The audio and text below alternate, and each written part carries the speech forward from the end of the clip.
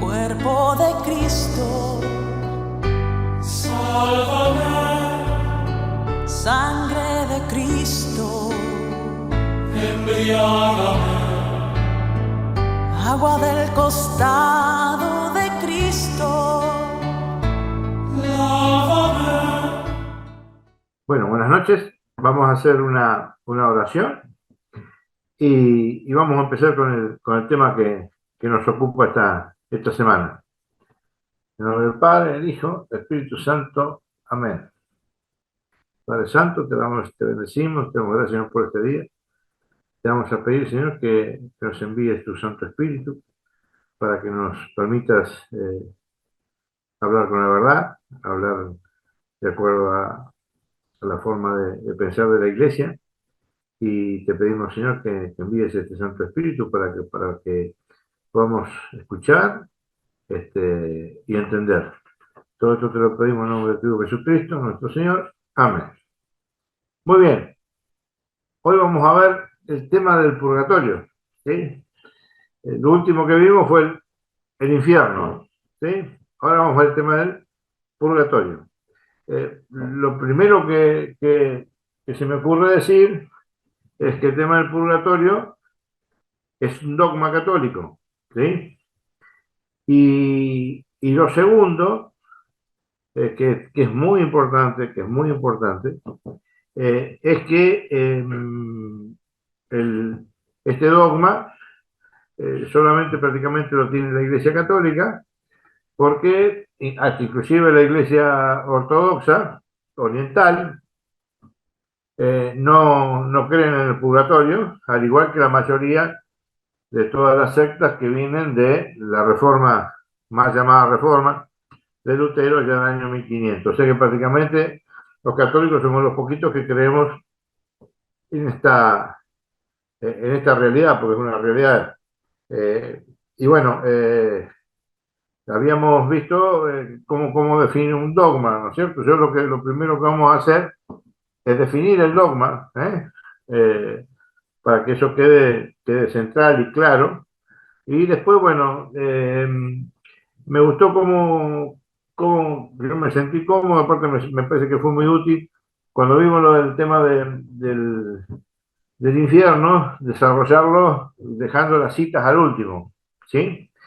Porque, bueno, porque el catecismo, el magisterio de la iglesia, que también lo vamos a tomar, va delineando un poquito todas estas cuestiones, porque el magisterio está al servicio de la, de la verdad revelada.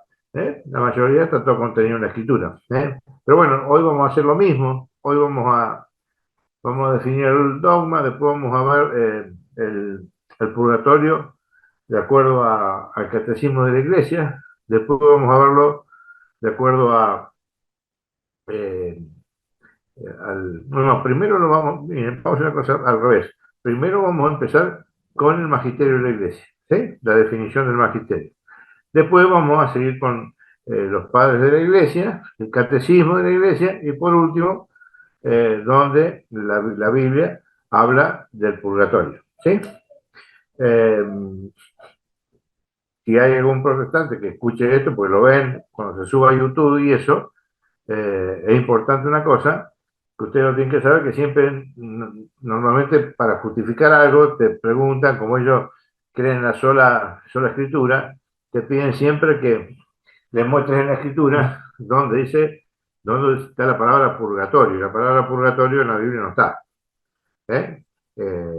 Hay otras palabras que significan lo que para la iglesia es el purgatorio, que eso es lo que vamos a ver hoy. Eh, es algo que normalmente se habla muy poco, a pesar de que en la iglesia, en las misas, siempre se piden por las almas del purgatorio. Importante conocer en profundidad cuál es el verdadero significado del purgatorio. ¿Mm? Eh, a mí me gusta siempre que hablamos de este tema, siempre una vez lo escuché y se me hizo carne, ¿no? Esto, porque dicen que, decía un sacerdote muy preparado, un hombre de Dios, decía que el purgatorio es el segundo acto de misericordia después de la cruz. Después de la cruz, donde Cristo estampa ahí todos nuestros pecados, ¿sí? Para que nosotros podamos acceder al Padre. El purgatorio es la segunda etapa. ¿Por qué? Porque el purgatorio tiene sentido, obviamente, luego de la muerte de la persona. ¿Sí? Y es un lugar, como ya lo vamos a leer después en el Evangelio de Mateo, Mateo 5:25, vamos a ver que ese lugar es para purificar las penas, o sea, los pecados que no hemos podido este, purificar, purgar en esta vida, ¿no? Por eso que es un lugar donde eh, Dios lava, nos quita toda esa impureza, todos esos pecados con los cuales hemos muerto, ¿no es cierto? Siempre y cuando no sean pecados de muerte, ¿sí? Entonces, miren, me gustó me gustó esta definición del dogma, que dice que las almas, miren, la definición, las almas de los justos que en el instante de la muerte están grabadas de pecados veniales o por penas temporales debidas por el pecado, van al purgatorio. ¿Mm? O sea que bueno, en la iglesia mandamos todos para el cielo. No es tan así, son poquitos los que entran al cielo en forma directa. Son todos aquellos que mueren en gracia de Dios, los que van al cielo. ¿Sí? Pero para aquellos que mueren con algún pecado venial, uno o muchos o lo que sea, hay un lugar donde se va a purificar esos pecados y obviamente que una vez purificados salen del purgatorio y va al cielo. Una cosa importante para empezar, para relajar un poquito esto, es aquel que entró al purgatorio ya tiene asegurado el cielo. ¿Sí? Porque del purgatorio se sale para ir al cielo, no al infierno. ¿Está claro? Eso tiene que ser, eso tiene que estar clarísimo. ¿Sí?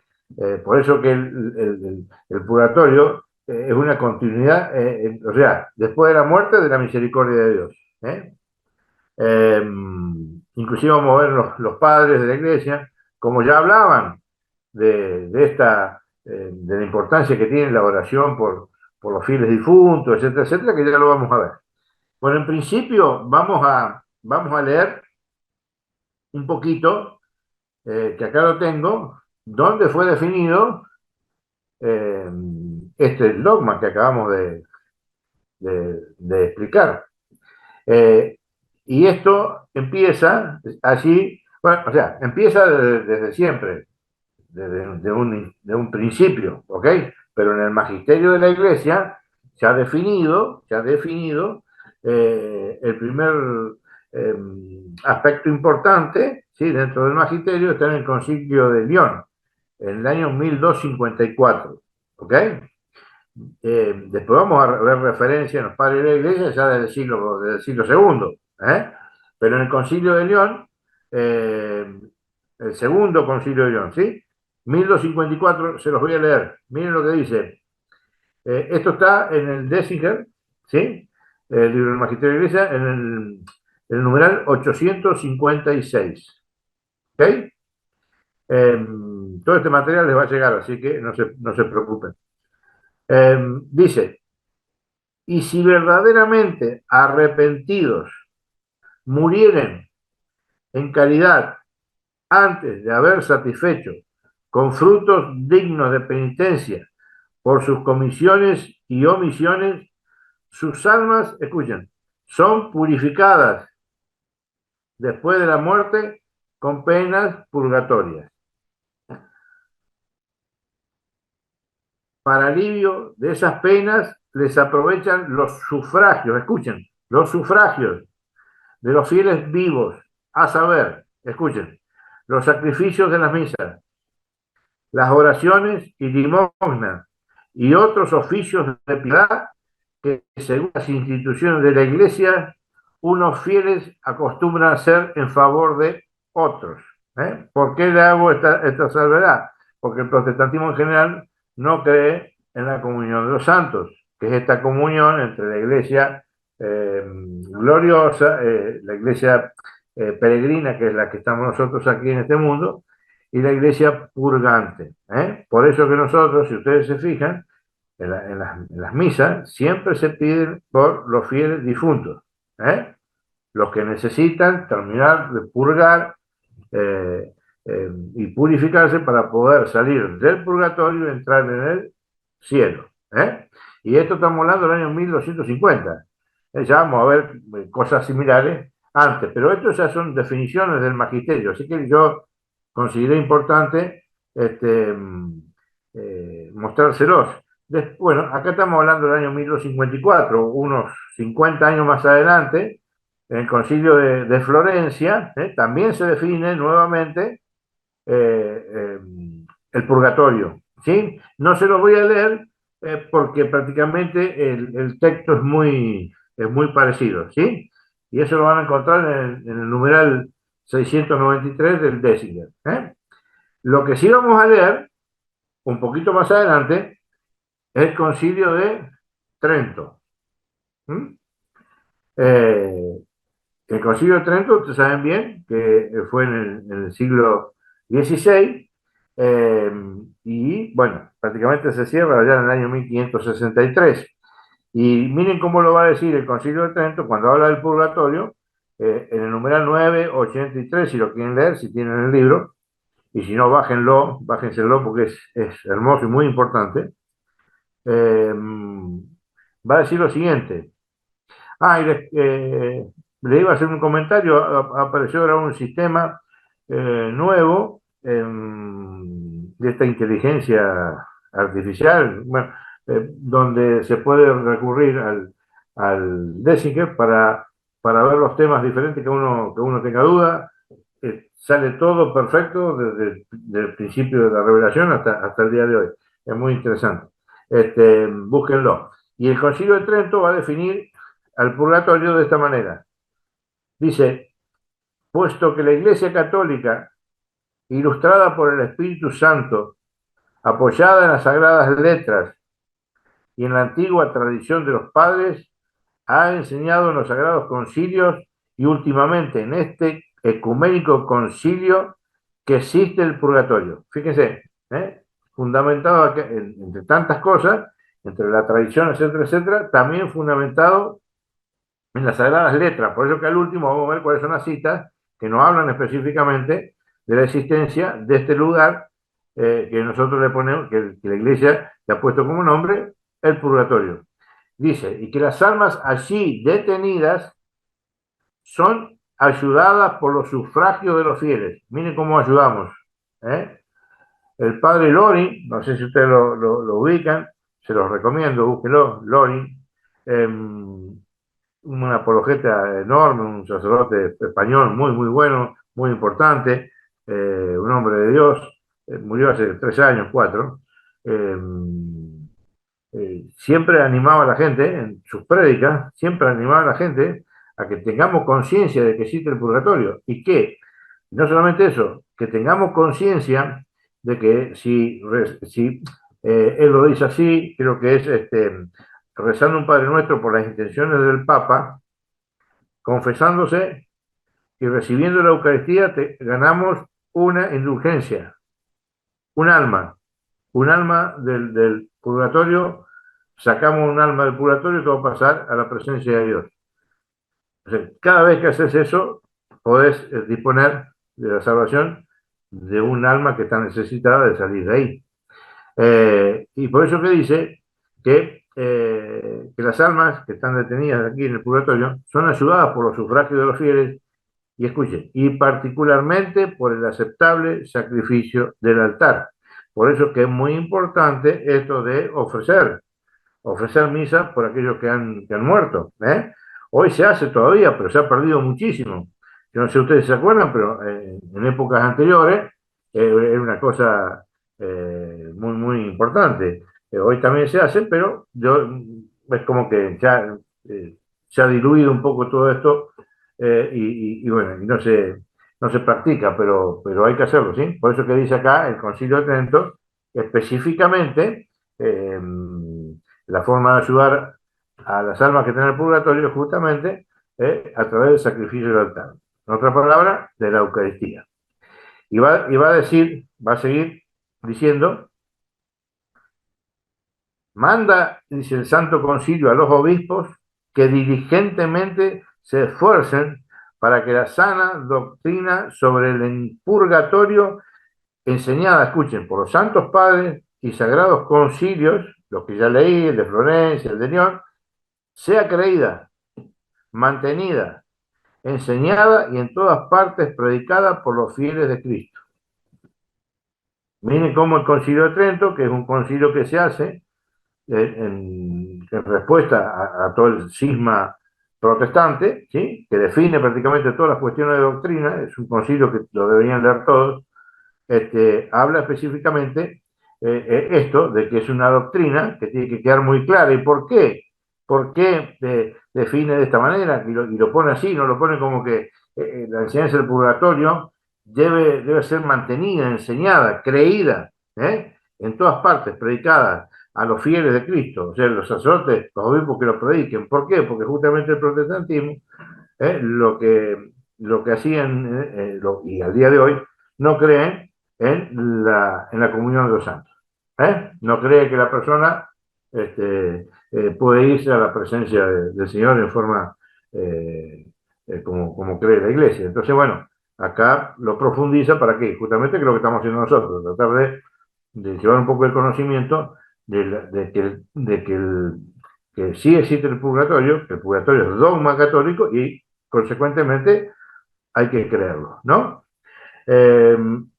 Y bueno, ya habiendo visto en estos tres concilios, en el de Lyon, de Florencia y el Concilio de Trento, de acuerdo al magisterio de la Iglesia, yo acá tomé una nota para leer un poquito lo que dice el Catecismo de la Iglesia. En definitiva, el Catecismo de la Iglesia, ¿a dónde nos va a llevar? Y nos va a llevar al Concilio de Lyon, al Concilio de Florencia, al Concilio de Trento. Pero siempre la Iglesia, de una manera u otra, porque es madre y maestra, nos va agregando en todos los documentos que se van formando, ¿sí?, nos van agregando cosas que son de utilidad para nosotros. Así que bueno, por lo pronto, vamos a ver qué dice el Catecismo ahora. Vimos lo que decía el Magisterio, que es lo que hay que creer. Vamos a ver ahora el Catecismo, cómo nos pone este tema del purgatorio para que nosotros lo podamos entender de una manera un poquito más fácil. Y nos va a decir lo siguiente, en el Catecismo de la Iglesia está en el numeral 1030 y los que siguen, ¿sí? Y el numeral 1030 define prácticamente lo que habíamos definido hoy del dogma, aunque con algunos cambios muy sutiles y muy fácil para entenderlo, ¿sí? Miren cómo lo dice, 1030, ¿sí? Numeral 1030 del Catecismo de la Iglesia. Va a decir que los que mueren en la gracia, mueren en gracia, escuchen, y en la amistad de Dios, ¿no?, personas que han perseverado hasta el final, ¿sí?, pero, escuchen, pero imperfectamente purificados. Aunque, escuchen, esto es central, aunque estén seguros de su eterna salvación, que es lo que yo les decía hoy, la persona que entra al purgatorio, si algo tiene asegurado, es el cielo. Tiene asegurado el cielo. De ahí sale directamente del cielo, no sale al infierno, no. Por eso que dice acá, aunque están seguros de su eterna salvación, sufren después de su muerte una purificación, a fin de obtener escuchen, la santidad necesaria para entrar en la alegría del cielo. Esto es importantísimo, esto es importantísimo porque la Iglesia acá nos pone ante una situación que es central, que al cielo no se puede entrar con pecado, no se puede entrar con pecado. Entonces hay que ser cuidadoso a veces con esto de mandar toda la gente al cielo, como tampoco mandar a todos al infierno como hace el protestantismo. El protestantismo, punto, todos para el infierno, ya no deben tener cupo en el infierno. Pero la realidad es que la mayoría de las personas que mueren no vivimos purificados 100%. ¿Mm? A no ser que sean casos muy puntuales, casos de enfermedades largas, donde la persona pudo entrar en esta realidad y estar eh, con el sacramento de la extrema unción, bueno, un montón de cosas, ¿sí?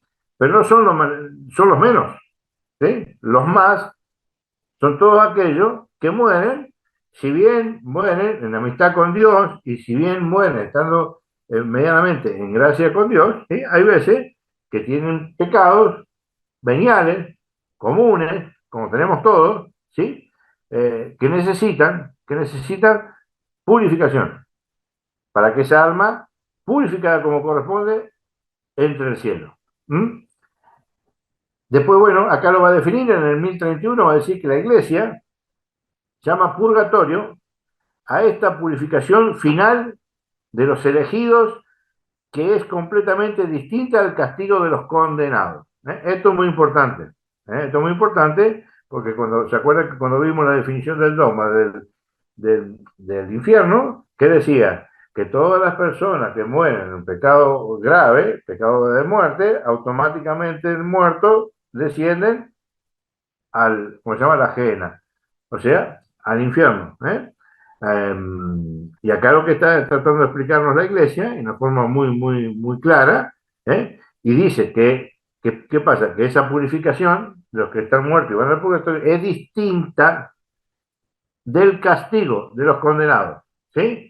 Porque a veces se habla también del infierno como un lugar de tormento, pero hay que saber diferenciar de qué infierno estamos hablando, ¿sí?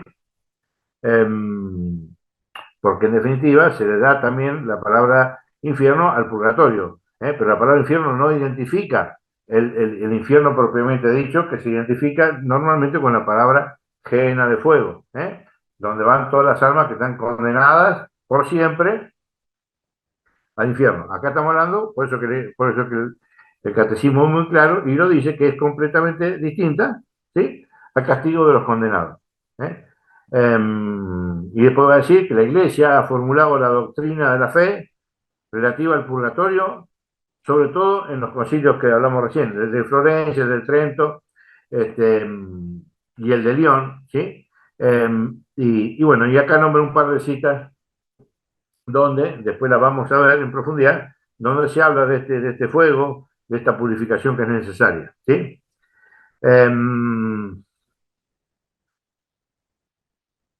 Dice acá, que esto se lo voy a leer porque es importante, dice que respecto a ciertas faltas ligeras, pecados veniales, es necesario creer, dice, que antes del juicio, existe un fuego purificador, según lo que afirma aquel que es la verdad, al decir que si alguno ha pronunciado una blasfemia, escuchen, esto es muy importante. El otro día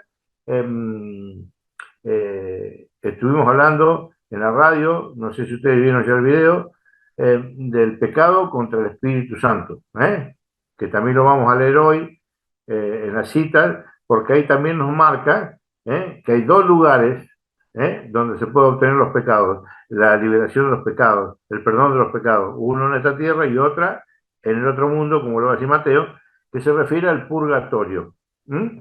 Eh, Eso lo vamos a dejar para después porque lo vamos a leer. ¿Mm? Y luego, a ver, acá tenemos también en el numeral 1032, vimos el 1030 y 1031, en el 1032 dice, esta enseñanza, la del purgatorio, se apoya también, dice, en la práctica de la oración por los difuntos, de la que ya habla la Escritura.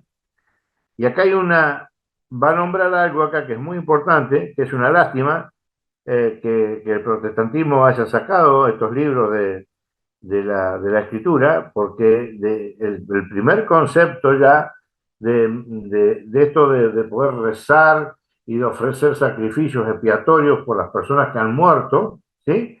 Está en el segundo libro de los Macabeos. Y bueno, desgraciadamente, ni el primero ni el segundo libro de los Macabeos está en la Biblia protestante, entonces es muy difícil que ellos puedan entender esto. porque prácticamente en la Biblia, salvo las citas que yo les voy a dar un poquito más tarde, que sí las tienen, ¿sí? Este libro es central, es central porque en el segundo libro de Macabeo, capítulo 12, versículo 46, por ahí, habla perfectamente bien cómo el pueblo oraba por aquellos que iban al combate. Eh, ¿Para qué? Para que no se les tomara en cuenta los pecados con los que tenían para ir a la muerte y para asegurar, a través de esa oración, que fueran ¿a dónde? A la resurrección final. Así que miren ustedes qué importante es esto. Eh, Acá le voy a decir más o menos cómo lo explica el catecismo. Dice por eso, 1032 estamos leyendo, ¿sí? Dice que por eso mandó Judas Macabeo, ¿sí?, hacer este sacrificio expiatorio en favor de los muertos, para que quedaran liberados del pecado. Fíjense cómo eh, ya aquellos que iban a la batalla, ¿sí?, recibían el perdón, se ofrecían sacrificios en favor de los que iban a morir en batalla y ese tipo de cuestiones. Eh, y acá vamos a ver que la iglesia también nos dice que de los primeros tiempos la iglesia ha honrado la memoria de los difuntos y ha ofrecido sufragios en su favor. En particular, nuevamente, como lo decía el Trento, el sacrificio eucarístico. Y fíjense que lo que dice también la iglesia nos anima eh, a actuar de esta manera en favor de los muertos.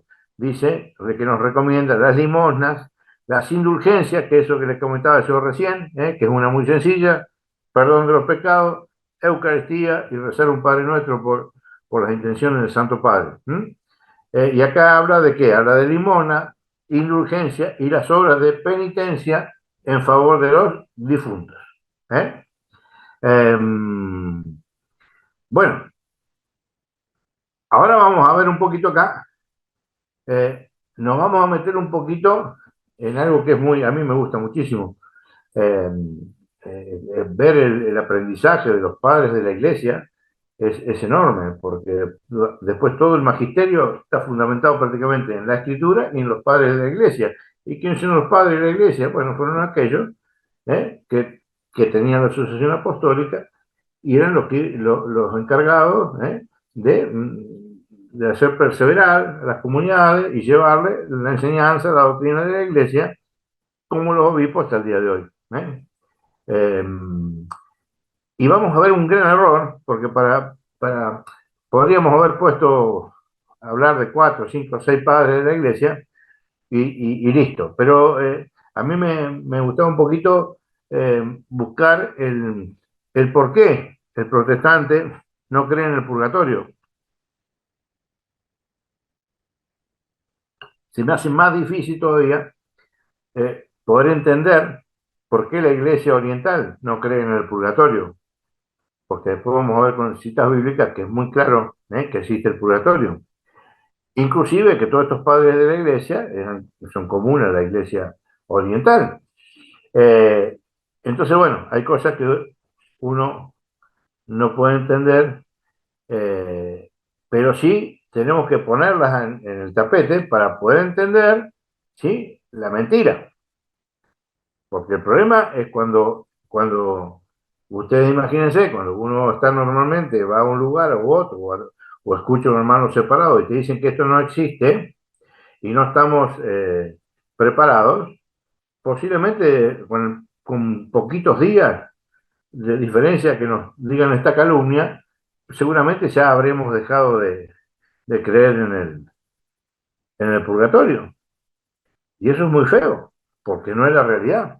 Entonces yo les voy a leer, porque lo armé un poquito acá, les voy a leer 2 pasajes de 2 protestantes diferentes, donde ellos hablan con mucha eh, autoridad, aparentemente, pero obviamente que esa autoridad es una autoridad conferida para exponer un mal, un error en la iglesia, y están hablando de que el Papa Gregorio el Grande, ¿sí?, allá por el siglo VI, a final del siglo VI, ya por el año 593, fue el que definió la existencia del purgatorio, y no hay más nada que eso.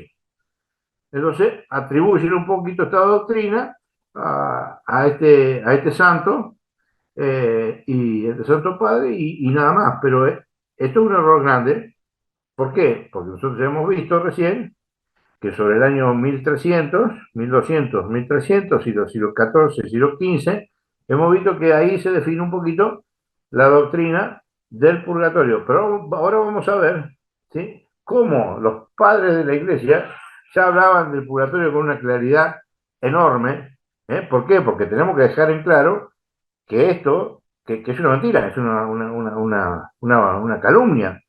Que el Santo Padre Gregorio el Grande haya definido solamente él esto, porque no, no. Por eso que yo les voy a leer un poquito lo que dicen del origen del purgatorio y por qué los que no creen. Pero bueno, pero después el problema es que vamos a buscar y yo les voy a mostrar escritos y acontecimientos en los primeros siglos de la iglesia, inclusive hasta llegar casi al siglo VI, donde siempre se habló del purgatorio. ¿Mm? ¿Y esto por qué? ¿Y esto o por qué ocurren estos escritos y la gente la acepta? Porque realmente no tienen veracidad, ¿no? O sea, no están contenidos en una afirmación donde se haya investigado la historia como corresponde. Son cosas que se tiran y se repiten tantas veces que una mentira bien dicha, ¿sí?, se transforma después en una verdad, ¿sí?, que todo el mundo la cree, pero es una mentira. Miren cómo lo dice acá. Eh, es más, debe ser una de las, junto con el tema de la Virgen María, el tema de los santos para el protestantismo, es el tema donde nosotros tenemos que estar preparados porque sí, nosotros sabemos que un santo es una persona que está viva. No sabemos que todos aquellos, menos los que se han ido al infierno, que no sabemos quiénes son, porque nosotros no estamos para juzgar eso, pero lo demás, todo continúa en el plan de Dios de salvación que tiene fijado para los elegidos de Él. Entonces, miren, acá vamos a ver que David Hahn, ¿sí?, protestante, dice, lo pone así, dice: en el catolicismo, el purgar ocurre en un lugar llamado purgatorio. Ahí está, hasta ahí estamos bárbaros. Y después dice, escuche, dice, inventado, inventado por el Papa Gregorio el Grande en el año 593 después de Cristo, la era cristiana. Eso lo dice un protestante muy reconocido, ¿no? Y después hay otro protestante también que es muy reconocido, que es Daniel Sapia, que este protestante tomaba prácticamente la teoría de Dave Hahn. Y va a decir esto, va a decir, la idea del purgatorio, un lugar, escuchen, ficticio, que no existe, de purificación final, fue inventado por el Papa Gregorio el Grande en el año 593. Ahora, nosotros nos tenemos que hacer una pregunta, ¿sí? Ya tenemos la objeción. ¿Cuál es la objeción? Que hasta el año 523 nadie hablaba del purgatorio, ¿sí? Bueno, perfecto. Nosotros hoy, ya nosotros que creemos en el magisterio de la Iglesia, que la Iglesia tiene la verdad, que está asistida por el Espíritu Santo, nosotros sabemos que tenemos que creer, ¿sí?, a la interpretación del magisterio de la Iglesia, y por eso creemos, ¿sí? Bueno, pero también nosotros tenemos que ser lo suficientemente inquietos para, ante una realidad como esta que yo lo estoy leyendo, ver si realmente esa observación que te hacen, si hay algún lugarcito, algún huequito o algo que nos haga pensar que posiblemente sea como lo dice aquí en los pastores estos evangélicos. Por eso que tenemos que tener también eh, eh, una crítica, no, porque cuando un dogma está definido, chao, se cree y punto, ¿sí? Pero sí conocer un poquito la temática, ¿no es cierto? Para nosotros personalmente, para crecer espiritualmente. Entonces, fíjese qué bonito, porque vamos a tratar de ver ahora con los padres de la Iglesia un montón de cuestiones referidas al purgatorio que están mucho antes, definidas muchísimo antes que del año 593. Y vamos a empezar por este, miren, acá yo le separé, había muchísimo, yo separé 8 o 10 para que lo podamos ir viendo, o sea, en el tiempo, ¿no? Miren, yo creo que Santa Perpetua la han escuchado, ¿sí? Y estamos hablando del año 181 al 203. Miren que vivió muy poquito, ¿no? Una obra extraordinaria. Y miren lo que dice, miren lo que dice. Mientras está en prisión, tiene una doble visión, Santa Perpetua, donde ve a su hermano, que tenía 7 años, muerto, salir de un lugar tenebroso en el cual estaba sufriendo. Santa Perpetua ora por el descanso eterno de su alma y luego de ser escuchada por el Señor, tiene una segunda visión donde ve a su hermano sano y en paz. Ella tiene una visión del hermano en el purgatorio, luego ella se pone en oración al Padre, ¿sí?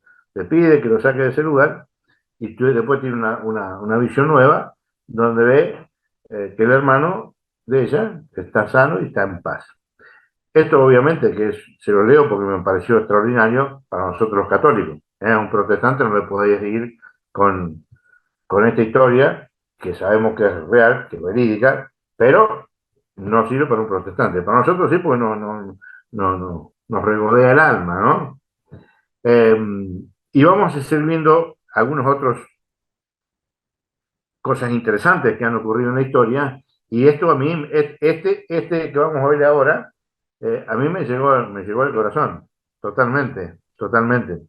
Y es una de las cosas que yo no sé si a ustedes les pasa, pero yo creo que a la hora de la muerte no debe haber mejor cosa que pedirle a alguien que se va a quedar en este mundo que rece por uno, que rece por su alma, ¿sí? Porque en ese momento, ¿quién tiene la certeza o la seguridad que se va acá, que se vaya donde sea? Lo más probable es que te irás al purgatorio, si estás en gracia con Dios y morir en amistad con Dios, como lo dice la definición del dogma. Entonces, fíjense que miren, Aversio de Hierápolis, eh, sobre el año 200 después de Cristo, ¿sí? Terminando el segundo siglo. Dice una cosa, bueno, es largo el texto, es hermoso, si lo quieren buscar después lo buscan, lo leen, pero dice una cosa hermosa porque dice que antes de morir compuso su propio epitafio, datado a finales del siglo II o comienzo del siglo III, escuchen, donde pide que se ore por él.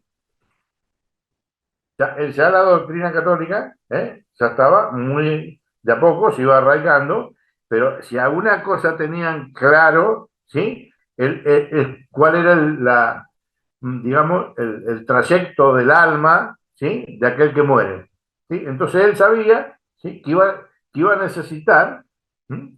Por eso que dice que compone su propio epitafio, y en ese epitafio pide a los conocidos, supongo que a su gente, a su comunidad o a quien sea, vaya a saber, porque lo deja por escrito, dice ahí, escribe, que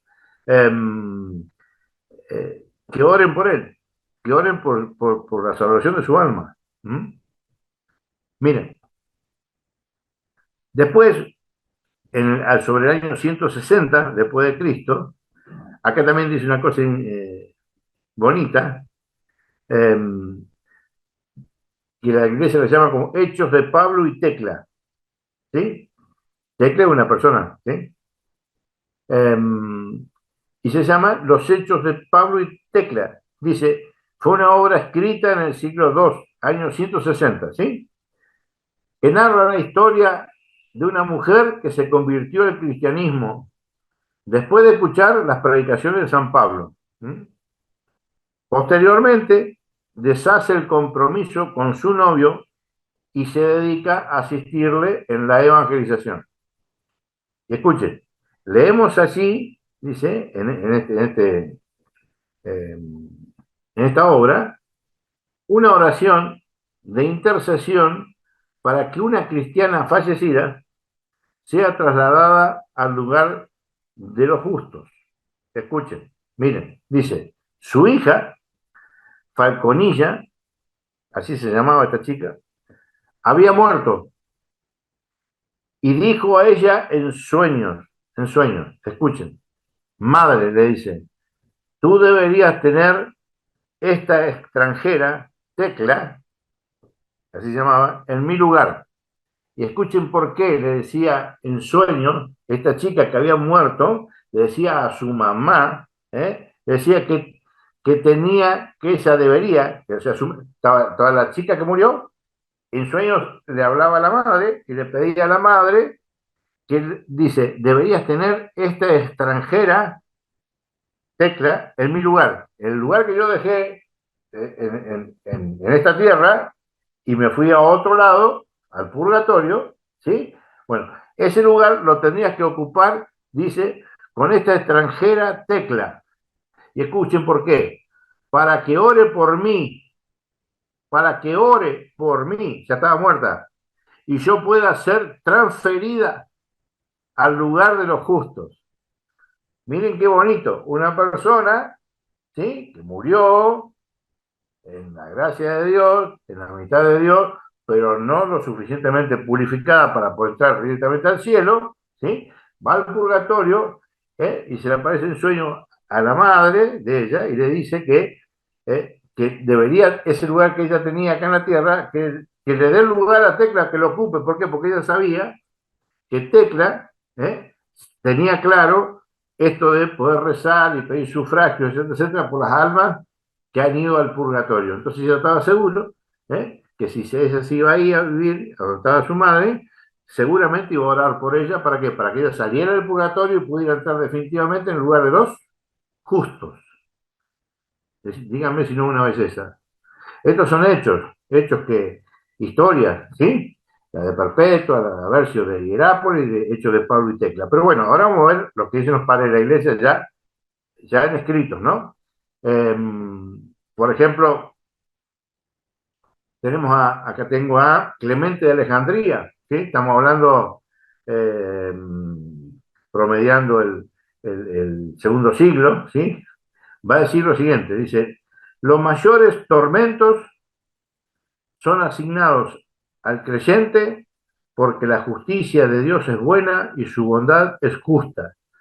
Y estos castigos, escuchen, estos castigos completan el curso de la expiación y purificación de cada uno. Pero nosotros decimos que el fuego santifica no la carne, sino, escuchen, las almas pecadores, refiriéndose no al fuego vulgar, sino al de la sabiduría, que penetra el alma, que pasa por el fuego. Ya vamos a ver cuando leamos algunas citas bíblicas que habla de este fuego. Eh, eh, o sea que Clemente de Alejandría, fíjense, antes de terminar el siglo II, ya estaba hablando de la purificación, porque para nosotros el purgatorio es el lugar donde se van a purificar las almas, ¿sí? Así como purgatorio no lo van a encontrar en un lado solamente en el magisterio de la iglesia o en el catecismo de la iglesia, pero por ejemplo los padres de la iglesia no lo van a encontrar como purgatorio, van a escuchar purgar, purificar, así que bueno, y en la Biblia tampoco. Miren, en el caso de Tertuliano, también mitad del siglo II y finales del siglo II y primera parte del inicio del siglo III, dice, menciona, dice acá, la costumbre de la iglesia, o sea, fíjense, en los primeros tiempos ya era costumbre de la iglesia de celebrar la Eucaristía por el descanso eterno de los difuntos.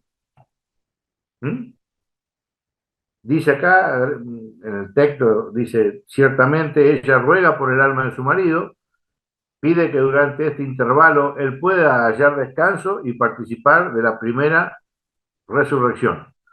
Y escuchen, ofrece cada año el sacrificio en el aniversario de su dormición. Esto es una cosa muy importante, ¿sí? Esto es una cosa muy importante, porque nosotros la palabra dormición y esas cosas no queremos ni siquiera decirla porque a veces no sabemos, ¿sí? Lo cierto es que cementerio significa dormitorio. Todos los que creemos en Cristo, todos los que creemos en Cristo, ¿sí? Tenemos que saber una cosa, que nuestro Cristo es un Dios de vivos, no de muertos. ¿Mm? Por eso que en el cementerio eh, puede haber muchas personas muertas, obviamente muertas porque muere su cuerpo, etcétera, pero están a la espera de que le da resurrección final. Todos aquellos que no se han ido al infierno.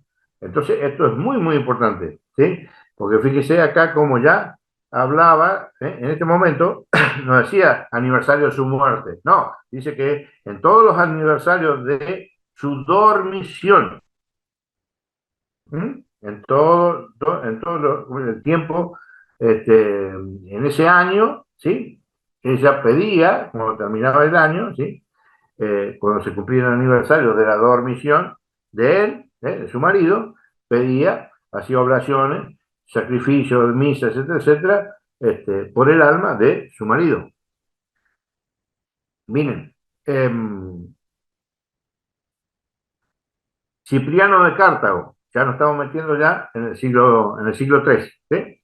Dice, dice que también atestigua la costumbre común de los cristianos de hacer oraciones y ofrecer la Eucaristía por el descanso eterno de todos, lo cual sería inútil si las oraciones no pudieran ayudarlos. Nosotros lo rezamos, ¿por qué? Porque sabemos que esas oraciones sirven, ¿sí? Y están en favor de los que se han dormido en la esperanza de la resurrección.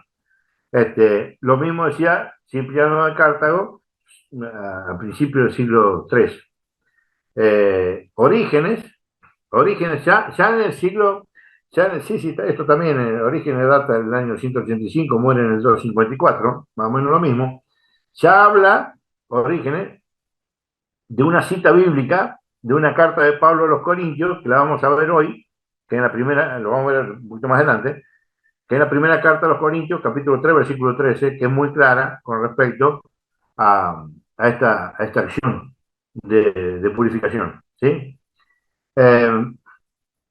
Después tenemos Lactancio, también ya estamos, digamos, entre la mitad del siglo III y el final del siglo III, donde también, al igual que, que Orígenes, ¿sí? Se hablaba en referencia de esta cita, 1 Corintios 3:13, en relación a que había un lugar donde las almas iban para terminar su purificación. Acá también tenemos, bueno, después tenemos un Efrem de Siria, ¿sí? También otro padre de la iglesia. Ya esto, ¿por qué les voy mostrando eso? ¿Se acuerdan que la calumnia cuál era? Que fue Gregorio el Grande en el año 593 que inventó el purgatorio y toda una gran mentira. No, yo lo estoy mostrando a ustedes cómo desde prácticamente del primer siglo hasta finales del siglo VI, donde actuó en la iglesia este servidor, este santo, ¿sí? Y hay cantidad de material, ¿sí? Donde habla justamente del purgatorio antes de Gregorio el Grande. Miren, ahora estamos acá, Efrem de Siria, estamos hablando de primera parte del siglo IV, ¿sí? Dice que en el testamento de él, dice que oren por él. Y fíjense que va a citar una cita extraordinaria del libro de los Macabeos. Segunda carta de Macabeo, capítulo 6. Y dice, como evidencia de que las oraciones de los vivos pueden ayudar a expiar los pecados de los difuntos. A ver, vamos a seguir. Miren qué bonito. Cirilo de Jerusalén. Ya estamos terminando el siglo IV. Y va a decir en su catequesis, ¿sí? Definía, por ejemplo, decía, recordamos también a todos los que ya se durmieron, en primer lugar los patriarcas, lo de los profetas, los apóstoles, los mártires, ¿para qué? Por sus preces y su intercesión, escuchen, Dios acoja nuestra oración. ¿Mm? Acá tenemos, bueno, acá después, ya a finales del siglo IV, Gregorio de Niza, esto me gustó mucho, este me gustó mucho porque eh, es muy clara, ¿sí? Y vamos a usar un término que a nosotros nos va a resultar eh, común, digamos, ¿no? Por decirlo así. Dice que hay un texto, ¿sí? Hay un texto de Gregorio de Niza que va a decir lo siguiente: cuando él renuncia a su cuerpo y la diferencia entre la virtud y el vicio es conocido, escuchen, no puede acercarse a Dios hasta no haber purgado con fuego que limpia las manchas con las cuales su alma está infectada. ¿Mm? ¿Qué te está diciendo ahí? En otras palabras, que al cielo no puede entrar ninguna alma que esté infectada de pecado. No hay forma. Al cielo no entra nadie con pecado. Necesita primero purificarse. ¿Ok?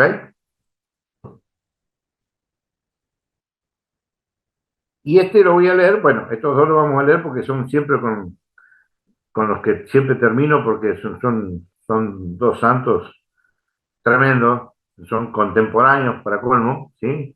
Uno es Juan Crisóstomo y otro, bueno, Agustín, San Agustín, Agustín de Hipona, ¿sí?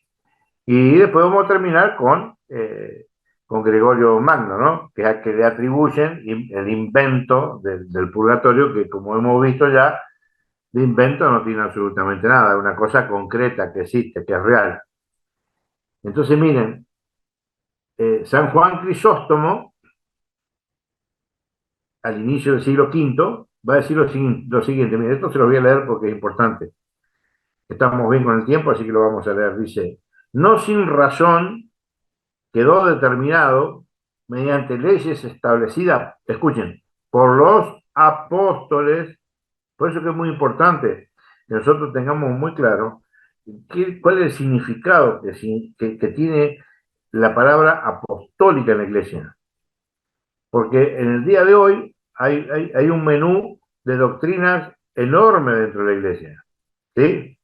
Entonces, más que nunca, hoy tenemos que estar preparados para conocer perfectamente bien cuál es la doctrina de los apóstoles y cuál no. Por eso que acá cuando habla Juan Crisóstomo, el siglo V, él va a decir leyes establecidas por los apóstoles. Entonces, ¿por qué lo dice? Porque es fundamental que nosotros creamos ¿a qué? Al Evangelio. ¿De quién? De los apóstoles. ¿Eh? El mismo evangelio ese que Cristo le enseñó a los apóstoles para que prediquen al mundo entero. Por eso acá Juan Crisóstomo, en este tema tan importante como el del purgatorio, va a hablar y va a decir, mediante leyes establecidas por los apóstoles, escuchen, que en la celebración de las sagrados e impresionantes misterios se haga memoria, escuchen, de los que ya han pasado de esta vida. El protestantismo no reza por los muertos. Para ellos, si se murió en pecado, al infierno, y si no, a la tumba y esperar la resurrección final. Ellos no creen que una persona que haya muerto en gracia completa pueda ir a la presencia de Dios en forma automática. Tampoco creen que una persona que se haya muerto con pecados veniales, en cierta manera, ha muerto en gracia con Dios y en amistad con Dios, pero no puede entrar en esas condiciones al cielo. Necesita purificar primero esos pecados. Y para eso está el purgatorio. Eso automáticamente al infierno. Entonces esto es muy importante, porque a veces se cree que la doctrina católica es una doctrina dura, y no, es una doctrina de misericordia absoluta, por donde la mires. ¿Mm? Y acá Juan Crisóstomo, mire lo que va a decir. Sabía, en efecto, que con ellos los difuntos obtienen mucho fruto y consiguen gran provecho. ¿Cómo puede ser? O sea, para un protestante, ¿cómo un muerto va a recibir o sea, un fruto, un provecho de oraciones que se hagan en favor de él? Es una cosa que no pueden entenderlo, no lo pueden entender. Pero esto es claro, porque hemos visto tanto material donde nos está aclarando esto, ¿no? Y mire cómo sigue Juan Crisóstomo, dice, cuando todo el pueblo y los sacerdotes están en las manos, con las manos extendidas y se está celebrando el santo sacrificio, ¿acaso Dios, escuchen, no se mostrará propicio con aquellos en favor de los cuales te imploramos? Es increíble. ¿Por qué? Porque si ustedes después buscan, hay una cita en la primera carta de Juan, capítulo 5, versículos 16 y 17, después búsquenla, leanla tranquilos, donde va a decir, Dios va a decir en la Escritura, que por aquellos que mueren en pecados que son de muerte, o sea, los pecados mortales que nosotros llamamos, ¿sí? Que no recemos por ellos porque esas personas que mueren en pecado muerte automáticamente bajan al infierno. Pero ahí dice, pero hay pecados que no son de muerte. Por ellos sí podemos rogar. ¿Para qué? Para que Dios les dé vida. Y eso explica un poquito esto. Que por eso que es importante cuando nosotros rezamos por el alma de los difuntos. Bueno, San Agustín, por otro lado, va a decir lo siguiente. Bueno, San Agustín fue un teólogo, muy importante, doctor de la Iglesia, de lo más importante, junto con Santo Tomás de Aquino, ¿sí? Por supuesto que en distintos tiempos, ¿no? Y fíjense cómo él va en este escrito, así en forma de diálogo con el Señor, de oración, va a decir lo siguiente, miren cómo lo pone, dice, Señor, no me arguyas en tu indignación, no me halle entre aquellos a quienes has de decir, id al fuego eterno que está preparado para el diablo y sus ángeles. Él dice, no, por favor, yo ahí no quiero llegar ahí, que no me halle, ayúdame, dame la gracia, lo que sea, pero ayúdame a que yo no esté preparado, ¿para qué? Para el mismo destino, ¿de qué? Del diablo y aquellos que han seguido al diablo, que acá le dice sus ángeles, ¿ok? Y mira cómo sigue, dice, ni me corrijas en tu furor, sino purifícame en esta vida y vuélveme tal que ya no necesite de fuego corrector. Miren lo que dice. Dice que le pide a Dios que lo ayude, que les dé las gracias necesarias. ¿Para qué? Para no pasar por el purgatorio. Para poder recibir, morir en gracia de Dios de forma tal que no necesite del fuego corrector. No dice fuego eterno, dice fuego corrector. El fuego aquel que va a purificar las impurezas del alma de las personas. Le está pidiendo, le está rogando justamente esto. Y mire cómo sigue, atendiendo a los que han de salvarse, aunque no obstante, como a través del fuego. Y escuchen, pero hay penas temporales, dice San Agustín, que unos las padecen solamente en esta vida, en esta en la que estamos, en la iglesia peregrina, y otros después de la muerte, y otros en esta vida y después de la muerte. ¿Sí?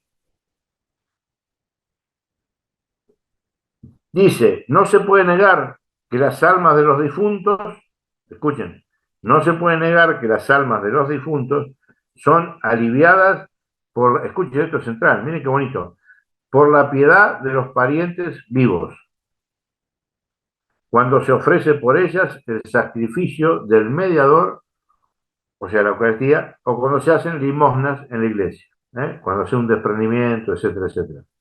Fíjense que esto yo no sé si ustedes se dan cuenta, pero esto es profundísimo, porque el purgatorio inclusive, para el demonio, es algo insoportable.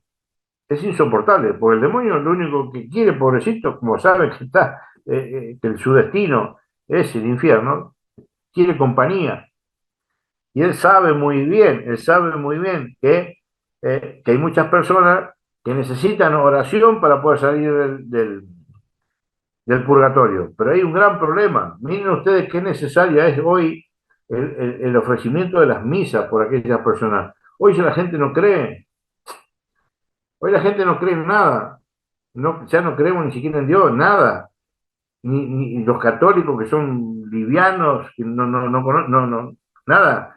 Ya no se reza por el abuelo, por la abuela, etcétera, etcétera. Fíjese, el demonio es tan demonio, para no poner ningún adjetivo raro, que justamente cuando te quita a vos el hecho de entender que es muy bueno poder rezar por tu abuelo, por tu tatarabuelo, por tu hijo, el que sea que se haya muerto, te saca del conocimiento profundo de eso y está bien, esa alma no va a lograr que esa alma se vaya al infierno, porque cuando entraste en el purgatorio, la única vía, la única puerta que hay cuando salga de ahí es el cielo.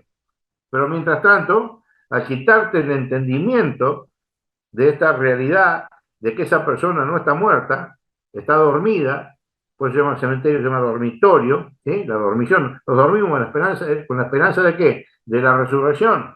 Y los que se mueren y van al purgatorio, se mueren con la esperanza de qué? De que las oraciones y los sacrificios de los que estamos vivos los ayudemos a qué? A salir de ese lugar y poder ir a la presencia de Dios con todos los justos que hay en el cielo. Um, y ya que estamos, vamos a leer, según el protestantismo, el que inventó el tema del purgatorio, que es Gregorio I, el Magno, ¿sí? Y acá estamos hablando justamente del año 593, donde hacen esa observación. Pero fíjense cuánto material hay y cuánto dejé de lado, porque no se puede leer todo. ¿eh? Y este santo, va a decir una cosa y va a tomar en referencia a una cita que lo vamos a leer ahora en un ratito, eh, que es por la cual una de las citas quizás más claras de que hay otro lugar fuera de este, ¿no? Donde se pueden perdonar los pecados. Y lo va a decir así. Ve Mateo 12:32, que la cita, ahora vamos a leer, la referencia es implícita del purgatorio. Y va a decir, tal como uno sale de este mundo, así se presenta el juicio. Pero se ha de creer que hay un fuego purificador para expiar las culpas leves antes del juicio. ¿De qué juicio está hablando? El juicio final. ¿Ok? La razón para ello es que la verdad afirma que si uno dice una blasfemia contra el Espíritu Santo, mira dónde se metió. Se fue a hablar de qué? Del pecado contra el Espíritu Santo. ¿Mm? Los animo, si quieren, a ver en la página de YouTube de Apologética San José y animarlos a que se suscriban y bueno, darle la campanita para ayudar a evangelizar, que el último video que subimos eh, se habla justamente de esto. Fue un video de 50 minutos más o menos que hablamos nada más solamente del pecado contra el Espíritu Santo, que es la blasfemia contra el Espíritu Santo, donde ya lo vamos a leer ahora, donde dice que ese pecado no se perdona ni en este mundo ni en el otro. ¿Sí? Atento a que en el otro no puede ser el infierno, porque el que entra en el infierno no puede salir. Tampoco puede ser el cielo, porque el que entra al cielo tampoco sale del cielo. ¿Sí? Es otro lugar, que es que nosotros le llamamos purgatorio. Y va a decir, repito, la razón para ello es que la verdad afirma que si uno dice una blasfemia contra el Espíritu Santo, no se le perdonará ni en este siglo ni en el venidero. Con esta sentencia se da a entender que algunas culpas pueden perdonarse en este mundo y algunas en el otro, pues lo que se niega respecto a unos hay que comprender que se afirman en relación a otros. Sin embargo, tal como he dicho, se ha de creer que esto se refiere, escuchen, esto que todo esto que hemos hablado, de que empezamos, hace ya como de 40, 50 minutos, Todo eso se refiere a pecados leves y de menor importancia. No estamos hablando acá que el purgatorio sea para pecados de muerte, no. Es para pecados veniales, pecados leves. Eso tiene que quedar muy, muy claro, ¿sí? ¿Y cuál es el pecado contra el Espíritu Santo? Para ponerlo así cortito, ¿sí? Y seguir en lo que estamos. Es muy sencillo. El pecado contra el Espíritu Santo es el no ir a la misericordia de Dios, que se manifiesta en el perdón de los pecados. No ir a la reconciliación. No arrepentirse ante Dios de los pecados graves que tenemos. ¿Eh? Y como Dios es misericordia, nos ha dado justamente al Espíritu Santo, ¿sí? Como fuente y dador de vida, a donde nosotros tenemos que recurrir para qué, para renovarnos, para regenerarnos, para hacernos un hombre nuevo, ¿sí? Cuando nosotros desechamos eso, ¿sí?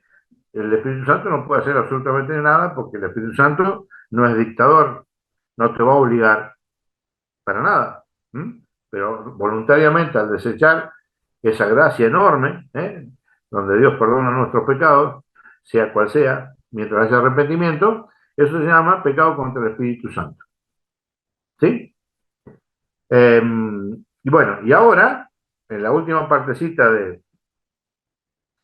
este tiempo que nos hemos tomado para explicar esto, vamos a ver algunas citas.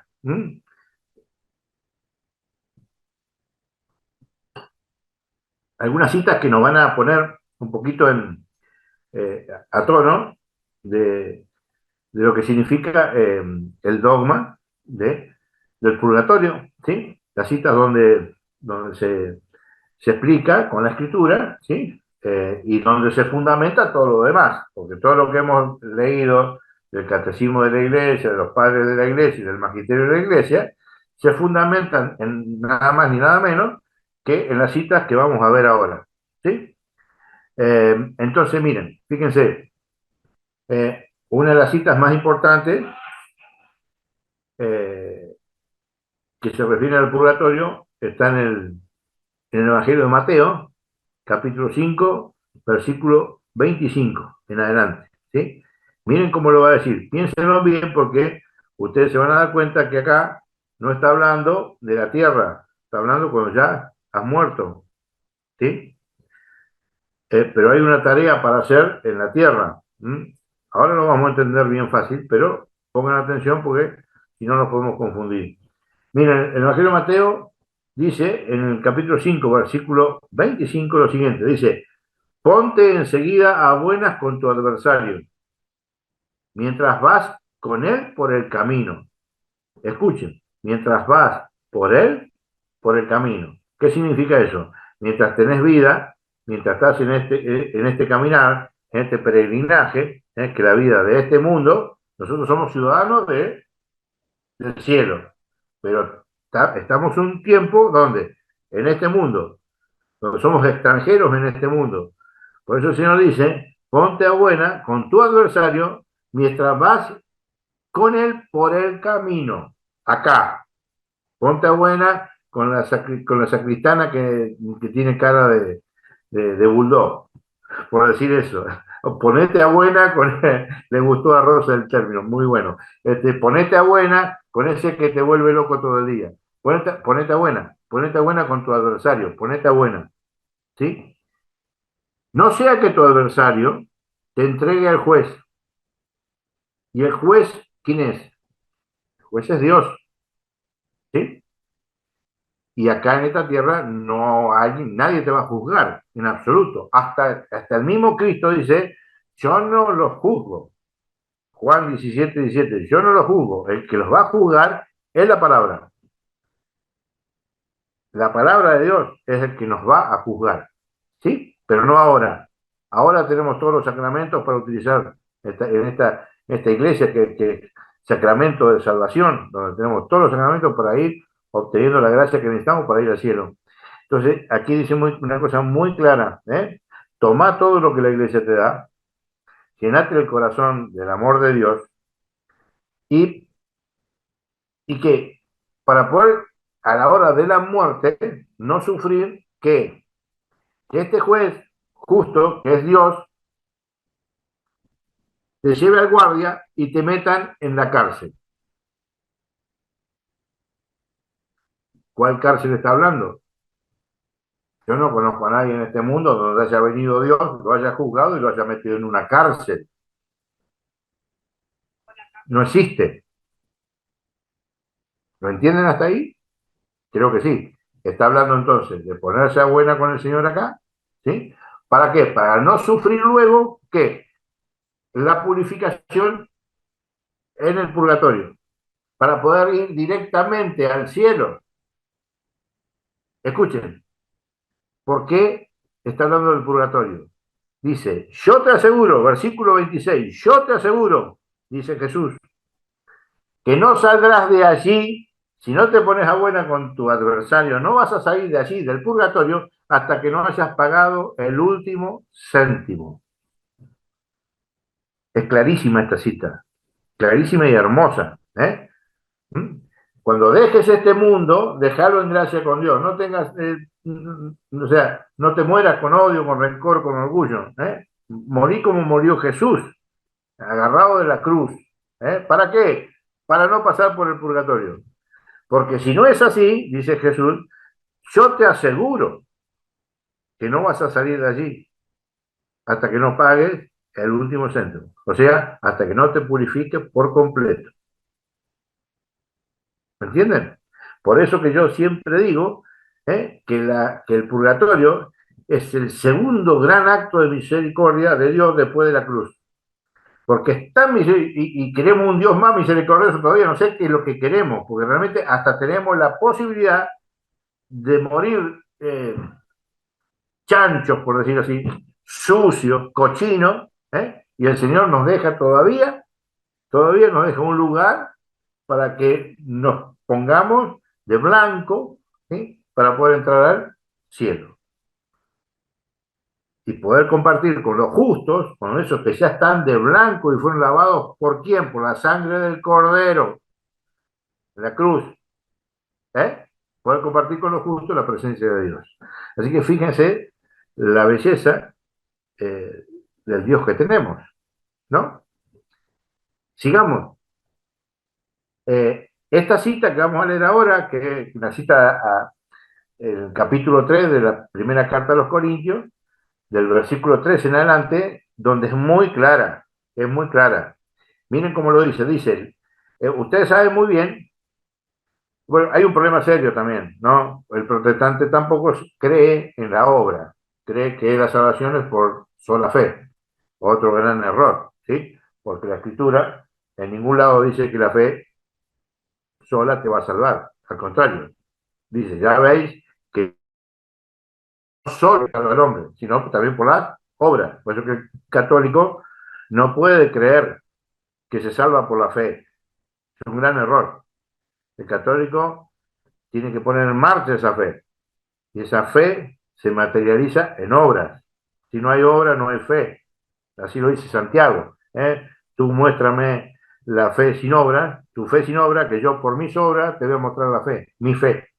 Y esto es muy importante porque en estos dos versículos que vamos a leer, del capítulo 3 de 1 Corintios, nos va a decir el Señor cómo es que nos salvamos, cómo es que llegamos al cielo. Y lo va a decir muy claro, miren, dice, capítulo 3, versículo 13, dice, la obra de cada cual, o sea, la obra de Cristina, de Rosa, de Miriam, la obra de cada cual, de cada uno, quedará al descubierto. La manifestará el día que aparecerá con fuego. Escuchen, con fuego. Escuchen, y la calidad de la obra de cada cual la probará el fuego.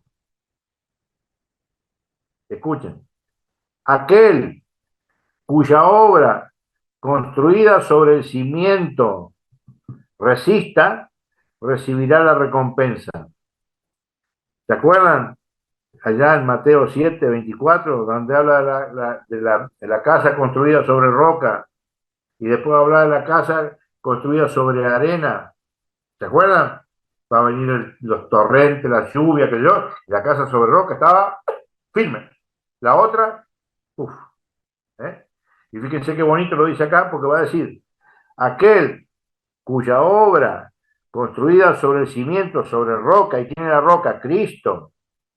¿Y a quién dejó a Cristo? A Pedro, aquel que esté en la iglesia de Cristo, la de que está Pedro, ¿eh? Ya se ha constituido su casa, su templo del Espíritu Santo en su corazón, con la certeza, de que la ha construido en función de los mandatos que Dios nos ha dejado y nos ha mostrado y la gracia que Dios nos ha dado y nos ha dejado esa voluntad para poder hacer o deshacer lo que nosotros queramos, pero cuando el hombre encuentra a Cristo, encuentra esa perla, como decía la palabra también, ¿sí? Y la acoge, empieza a edificar su casa sobre roca. Entonces, fíjense lo que dice, eh, esa casa sobre roca va a ser probada por el fuego.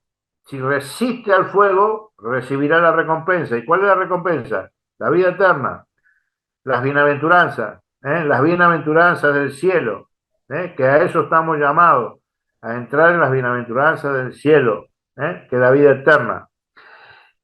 Ahora escuchen, más aquel cuya obra quede abrazada, sufrirá el castigo.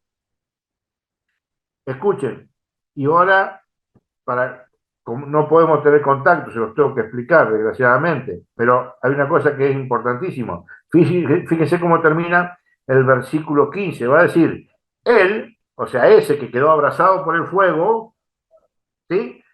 No obstante, quedará a salvo, pero como quien escapa del fuego. ¿Se dan cuenta que es la misma temática que Mateo 5:25? Vas a ir a la cárcel y vas a quedarte ahí hasta que pagues el último céntimo. Cuando hayas pagado todo lo que debes, ahí vas a ir al cielo. Acá lo mismo.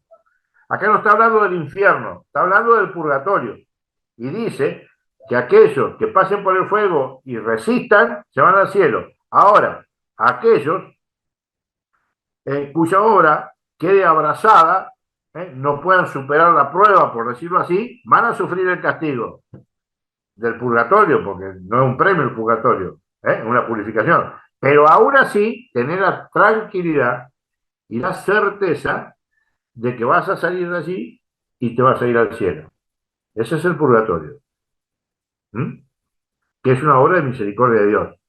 Porque tranquilamente el Señor podría haber dicho, bueno, listo, que se muere con pecado, listo, al infierno y se acabó. No, no, no. No, no, la misericordia de Dios es tan grande que nos ha dado una oportunidad más después de muerto. Y nos ha colocado en un punto que para mí es central y tiene que ver con qué? Con la comunión de los santos. ¿Y qué significa eso? Fíjense qué bonito. Le pedimos a Pietresina, le pedimos a le pedimos a la Virgen María, le pedimos a todo el mundo. ¿Sí? A todo el mundo, los santos. Por necesidades, por un montón de cosas. Pero la iglesia nos manda ¿a qué? A orar, a pedir, a ofrecer sufragios, a hacer penitencia y limosna. ¿Por quién? Por los que se fueron antes que nosotros y están en el purgatorio. Porque ahí se ve la realidad del amor que uno ha tenido al hermano. Y con esto de que mandamos a todo al cielo, no rezamos por nadie. Ah, se fue al cielo, nunca había ido a misa. Al cielo se fue. ¿Me entienden cómo es la cosa?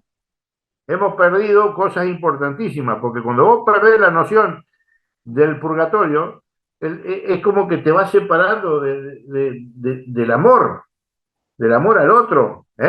Porque ese que se fue al purgatorio está vivo, no está muerto, está vivo. ¿Sí? Y la iglesia, ¿qué te pide? Que ofrezcas sacrificios por esas personas, que en la Eucaristía se pide por las almas que se han partido, ¿sí? Justamente para esto, para que el Señor, a través de nuestra súplica, de nuestros eh, ofrecimientos de misas, penitencia y tantas otras cosas más, Él se apiade de esa alma por la cual uno está pidiendo. No es todo para uno, es importante para el otro, y especialmente por las almas del purgatorio.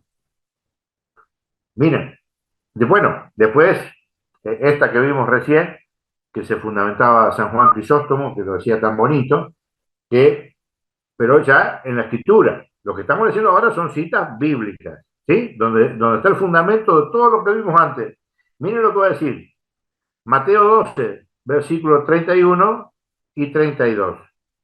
Va a decir, por eso os digo, todo pecado y blasfemia se perdonará a los hombres, pero la blasfemia contra el Espíritu no será perdonada. Y al que diga una palabra contra el Hijo del Hombre, se le perdonará, pero al que la diga contra el Espíritu Santo, no se le perdonará. Y escuchen que acá está el punto. Ni en este mundo, en este que estamos nosotros ahora, ni en el otro. ¿Entienden? Ahora, si dice que hay dos lugares donde se van a perdonar los pecados, ¿sí? Tenemos que tener una cosa que es muy clara, ¿sí? El cielo no, porque en el cielo no vamos a que nos perdonen ningún tipo de pecado. Cuando lleguemos al cielo, ojalá que lleguemos al cielo, rezaremos y seremos siervos del Señor hasta que nos muramos, si Dios lo permite así, para poder tener acceso al cielo. Vamos a llegar sin que sea necesario que nadie nos perdone absolutamente nada. Si nos habremos merecido el infierno, así estaremos, ¿por qué? Porque la Escritura dice muy clara, los pecados de muerte, ¿sí? Cuando hablamos del infierno, el encuentro anterior era muy claro, aquel que muere en pecado de muerte, desciende en forma automática al infierno, y allá nadie nos va a poder perdonar nada, porque así como en el cielo nadie sale del infierno, absolutamente tampoco nadie sale. Entonces hay un lugar que nosotros llamamos purgatorio. Si otro le quiere llamar otra cosa, que le llamen el nombre que sea, porque esto no es una cuestión de nombre, es una cuestión de una realidad, donde van todos aquellos que necesitan, ¿sí?, ser perdonados porque no han muerto en gracia con Dios. Pero hay un problema, que el pecado contra el Espíritu Santo tampoco se puede perdonar después de muerto en el purgatorio, porque aquel que muere con el pecado contra el Espíritu Santo automáticamente va al infierno, que son aquellos que no han aceptado el amor de Dios a través de qué? De la reconciliación. ¿Y por qué dice contra el Espíritu Santo? Porque el que hace posible que Dios te perdone los pecados, no es más ni menos que el Espíritu Santo. ¿eh? Cuando el sacerdote te absuelve de los pecados, hasta la imposición de manos, ¿qué es lo que te da? El Espíritu Santo, que es dador de vida, fuente y dador de vida. ¿Ok? Bueno, después acá, bueno, acá también, bueno, ¿qué hora es? Bueno, ya es bastante. Después también ustedes lo pueden leer, pero allá en Lucas 16, 19, ¿sí? Habla del rico de Pulón y el pobre Lázaro, ¿se acuerdan? Este hombre, este pobre, este mendigo que andaba comiendo las migajas que le caían al rico, eh, y que los perros le lengüeteaban las heridas, las llagas que tenía. Bueno, los dos se mueren y uno va a un lugar y otro va a otro. Y se establece un diálogo ahí entre el rico y el pobre. El rico en el infierno, y el pobre en el seno de Abraham, o sea, en el cielo.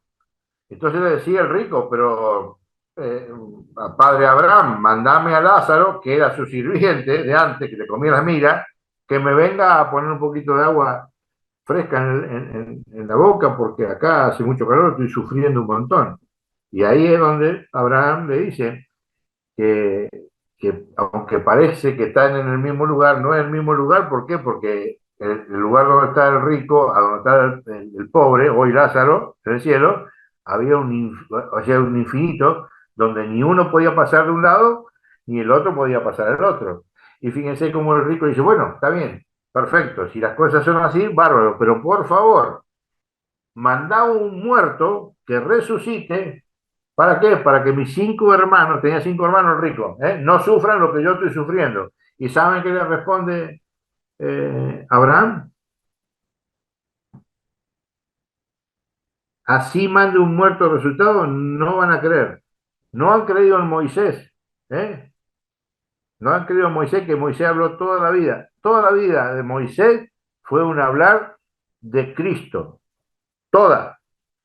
Y vieron un muerto que resucitó, Cristo, y no creyeron. Entonces le dicen, pero así les mando un muerto resucitado, tampoco van a creer, porque ya hubo un muerto resucitado. Ya alguien volvió de la muerte, ya alguien resucitó y no lo viste. Que es Cristo, que es Cristo. ¿Mm? Por eso que nosotros no tenemos que jugar con estas cosas, porque nosotros hemos visto un muerto resucitar. ¿Mm? Y eso nos tiene que llenar de alegría, de espiritualidad y de amor al prójimo, como Cristo nos amó a nosotros. Bueno, miren, para ir avanzando y ya ver dos o tres citas más nada más, porque estas son muy centrales, ¿sí? Creo, tómenla bien en cuenta. Y bueno, la que vimos recién es Lucas 16, 19 en adelante, después vimos Mateo 12, 31, después vimos 1 Corintios 3, 13, y la primera que vimos Mateo 5, 25. Pero ahora vamos a ver esta que es muy importante porque muchos hacen esta pregunta. Dicen, pero bueno, pero ¿qué pasó con toda la gente que existió antes de Cristo? Que se fueron todos al infierno. ¿Cómo es la historia? ¿Sí?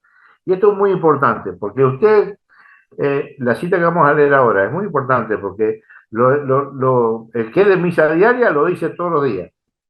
El que tiene 3 misas a la semana lo dice 3 veces y el que va el domingo lo dice el domingo. Pero escúchenme, ¿se acuerdan el credo? No vamos a recitar el credo, porque no da para eso ahora. Pero dice, descendió a los infiernos. ¿Se acuerdan de esa partecita? Lo cierto es que, de que Cristo, cuando muere, vivificado en el Espíritu, va a los infiernos, no al infierno, no a la ajena, no, va a los infiernos. Y ahora vamos a ver por qué es hermoso lo que dice esta carta de Pedro, la primera carta de Pedro, capítulo 3, versículo 18, nos va a explicar esa partecita del credo. Y yo le voy a agregar algunos datos más para que ustedes vean el amor de Dios, ¿no? Porque es increíble. Porque la salvación viene por Cristo. No hay salvación fuera de Cristo. Por eso que es una lástima hoy cuando escuchamos que ya prácticamente no se cree ni siquiera en eso. Cuando ya cualquier religión es buena, cualquier religión te salva, ¿cómo es eso? Eso ocurre porque ya hemos dejado de creer ¿eh? en Cristo. No le estoy hablando personalmente a ustedes, ¿no? Estoy hablando de lo que pasa hoy. Cualquier religión salva. En cualquier lugar hay salvación. Ya no es solamente por Cristo. Cuando la escritura es muy clara, lo pueden ver después, búsquenlo en, en Hechos de los Apóstoles 4:12, lo pueden leer, tranquilo. Y fíjense qué bonito dice Pedro, la primera carta de Pedro, capítulo 3, versículo 18, va a decir esto, escuchen, dice, pues también Cristo, para llevarnos a Dios, por eso que dice que yo soy el camino, yo soy el camino, vos querés llegar a Dios, yo soy el camino, toma tu cruz y seguime, ¿sí? Mire, murió una sola vez por los pecados, Cristo murió una sola vez por los pecados, el justo, Cristo, por los injustos, nosotros, muerto en la carne, vivificado en el espíritu. Escuchen, que acá está la explicación. Dice, versículo 19, dice, en el espíritu fue también a predicar a los espíritus encarcelados. ¿Se acuerdan de la cárcel que habíamos hablado? ¿Sí? O sea, ¿a dónde fue? ¿A dónde fue en esos 3 días? ¿A dónde fue? Fue a predicarle, ¿a quién? A los espíritus encarcelados. Escuchen, incrédulos, cuando les esperaba la paciencia de Dios. Escuchen muy bien, en los días en que Noé, mira dónde nos lleva allá al Génesis, nos lleva al Génesis, ¿se dan cuenta? Al inicio. Dice, en los días en que Noé construía el arca, en la que unos pocos, escuchen, es decir, 8 personas fueron salvados a través del agua. Por eso que el arca no es prefigura del bautismo. ¿Sí? Y el bautismo es entrar en la muerte de Cristo para resucitar con Él. Por eso que el camino es la cruz. ¿Y por qué no nos desviemos del tema? ¿Sí? El tema es que dice aquí que fue a predicar a los espíritus encarcelados. ¿Y por qué? Porque sí, porque era muy importante que la salvación que estuvieron antes de qué? Antes de Cristo. Pero la salvación es por los méritos de Cristo. Por eso que todos aquellos que estaban encarcelados antes de Cristo, Él les fue a predicar. ¿Para qué? Para que los justos, los que habían creído en el Mesías, en ese que iba a venir para redimir al mundo entero, ¿sí? En eso que habían creído a esa noticia, que quién se las daba. Y es muy fácil, si quieren podemos tomar así 4 o 5 pequeños detalles. Isaac con Abraham, prefigura de Cristo. ¿Sí? José, cuando lo dejaron en el desierto, después rescata todo el pueblo de Israel, lo lleva a Egipto, prefigura de Cristo. Moisés, prefigura de Cristo. Los profetas, ¿qué llevaban? La palabra de Cristo, de Dios, que existía antes que todo, junto con el Padre y el Espíritu Santo. ¿Me entienden? Entonces, toda la escritura habla de Cristo, no el Nuevo Testamento, no. Toda la escritura habla de Cristo, toda. ¿Sí? Entonces, ¿a dónde fue? A predicarle a los espíritus encarcelados de la época de Noé, y de allí salva, por los méritos de su sangre, su preciosa sangre, salva a todos los que estaban encarcelados desde aquel tiempo. ¿Me entienden cómo es? Y, a ver, ¿qué cita a agregar? Como para ir terminando. Vamos a leer esta cita que es que está prácticamente, todos los padres de la iglesia se fundamentan prácticamente en 1 Corintios 3:13 y en esta de los Macabeos, del segundo libro de los Macabeos, por más que los protestantes no lo tengan. Bueno, dice así, muy bonito, dice, después de haber reunido, esto es 2 Macabeo, capítulo 12, versículo 42, ¿sí? Dice, después de haber reunido entre sus hombres cerca de 2000 dracmas, las mandó a Jerusalén. Escuchen para qué. Para ofrecer un sacrificio por el pecado, obrando muy hermosa y noblemente, pensando en la resurrección. Escuchen, los macabeos, ¿por qué hacen ese sacrificio de ofrecer tanta plata, ¿sí? Por el pecado? Porque dice que estaban pensando en la resurrección. ¿Y la resurrección de quién? De los que iban a morir. Miren qué belleza, miren cómo lo dice. Pues de no esperar que los soldados caídos resucitarían, habría sido superfluo y necio rogar por los muertos. Fíjense cómo los macabeos está escrito en Babilonia, ¿sí? Y fíjense ustedes cómo ya ellos ya creían en la resurrección de los muertos. Y cuando iban a la batalla, pedían, ofrecían algo, ¿por quién? Por los pecados de los que iban a morir, con la certeza absoluta de que iban a resucitar. ¿Me entienden? Y bueno, y para terminar,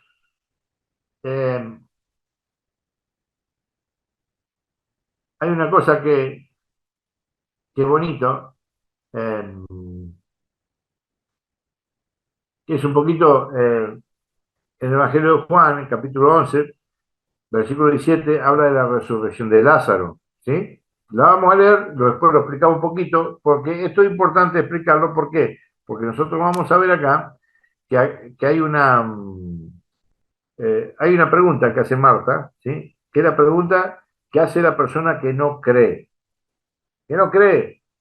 o que su fe es muy suave, y esto es generalmente el pensamiento protestante. Y lo van a entender, pero vamos a leer primero esto, que son varias versículos, pues son cortitos, lo vamos a poder entender bien. Miren, Juan 11:17 va a empezar diciendo lo siguiente. Dice, cuando llegó Jesús, se encontró con que Lázaro llevaba ya 4 días en el sepulcro. Betania estaba cerca de Jerusalén, como unos 15 estadios. Y muchos judíos habían venido a casa de Marta y María, escuchen, para consolarlas por su hermano. Cuando Marta supo que había venido Jesús, le salió al encuentro, mientras María permanecía en casa. Dijo Marta a Jesús, Señor, escuchen, si hubieras estado aquí, no habría muerto mi hermano. Fíjense el reproche. ¿eh? Si hubieras estado aquí, no habría muerto mi hermano. Pero ahora, después del reproche, fíjense lo que le dice. Pero aún ahora, yo sé que cuanto pidas a Dios, Dios te lo concederá. Le dice Jesús, tu hermano resucitará. Le respondió Marta, escuchen porque esto es central. Esto es central. Sálganse un poquito del contexto de lo que estamos leyendo y enfóquense en esto. Cristo dice, tu hermano resucitará. Le respondió Marta, ya sé que resucitará en la resurrección del último día. Eso es lo que creemos los que no somos católicos. Los católicos creemos en la resurrección.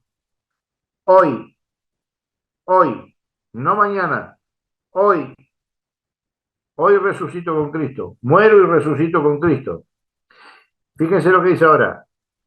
Jesús le respondió, yo soy la resurrección.